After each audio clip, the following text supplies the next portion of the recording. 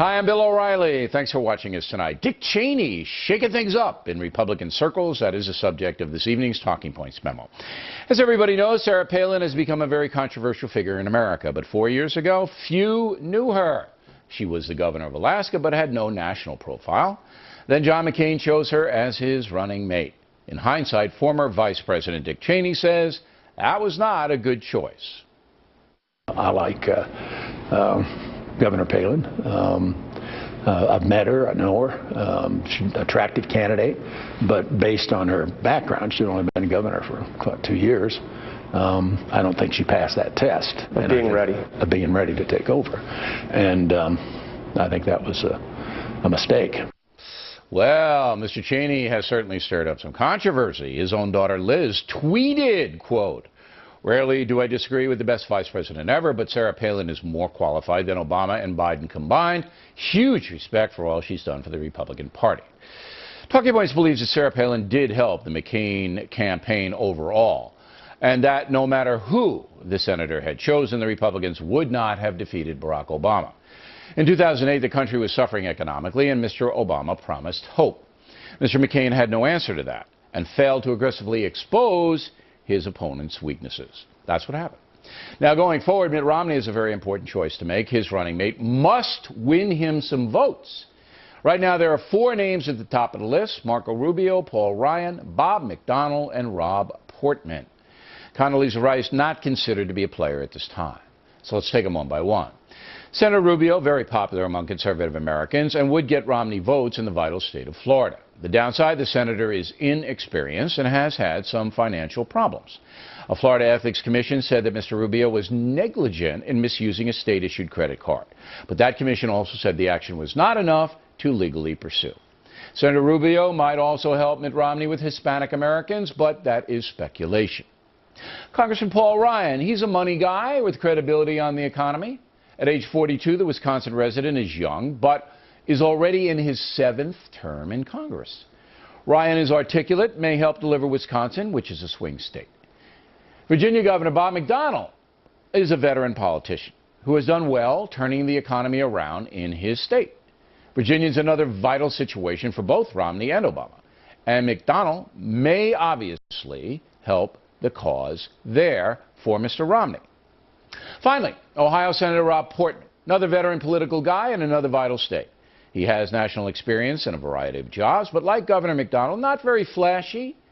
But if Mitt Romney is to win the presidency, he has to take Ohio. Has to. Talking Points believes Senator Rubio would most likely help Mitt Romney the most. But like Sarah Palin, there would be massive media attacks on Mr. Rubio. Is he ready to handle that? Very tough question. And that's a memo. Now, for the top story tonight, is Dick Cheney right about Sarah Palin and who would be the best choice for Mitt Romney? Joining us now from Washington, Sabrina Schaeffer from the Independent Women's Forum, and Mark Thiessen, former chief speechwriter for President Bush the Younger. So what about Cheney's assessment of Governor Palin, Mr. Thiessen? Well, I think he's effectively right, and I don't think he was trying to denigrate Sarah Palin. He's had a lot of nice things to say, as you played on the broadcast about her, and I think it's also clear, as you pointed out, that John McCain didn't lose because of Sarah Palin. He lost because John McCain ran one of the most inept presidential campaigns in modern history. But I think that the vice president was trying to make a point about the kind of VP that Romney should pick, and I think he's too modest to put it this way, but I think what he's trying to say is that Romney needs a VP like Dick Cheney. He needs someone who's going to have instant gravitas, with the instant credibility with conservatives, and is going to be seen as one of their own, but also somebody who's got the gravitas and is seen as ready to take on the presidency on the first day, in his first day in office. And the reason that's important is that Obama is running a strategy of trashing Mitt Romney and trying to paint his ticket as an unacceptable alternative. He understands that millions of people have made the decision to make a change, and the only way he can stop them is by convincing them that the Romney ticket with whoever he puts on it is an unacceptable alternative. So I think Romney is going to pick somebody, along Dick Cheney's advice, who is going to energize conservatives, but at the same time is going to have Cheney-like gravitas and seen as being someone who could step right into the presidency. And who would that be? I think that the most likely pick is Paul Ryan. All right, let me stop you there because I want to get to. So you say you believe Paul Ryan will get it, and we'll get back to why. All right, Ms. Sure. Schaeffer. First of all, Dick Cheney on Sarah Palin.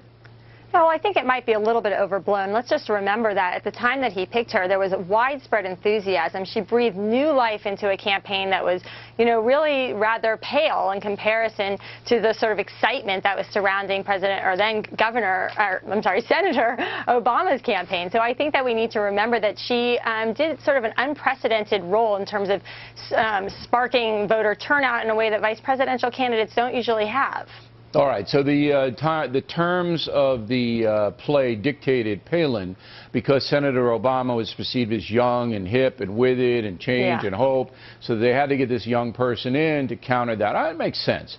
But as it unfolded, do you believe that most Americans, not ideologues, not conservatives, not diehard Republicans, felt that Governor Palin wasn't ready for the job, as Mr. Thiessen believes?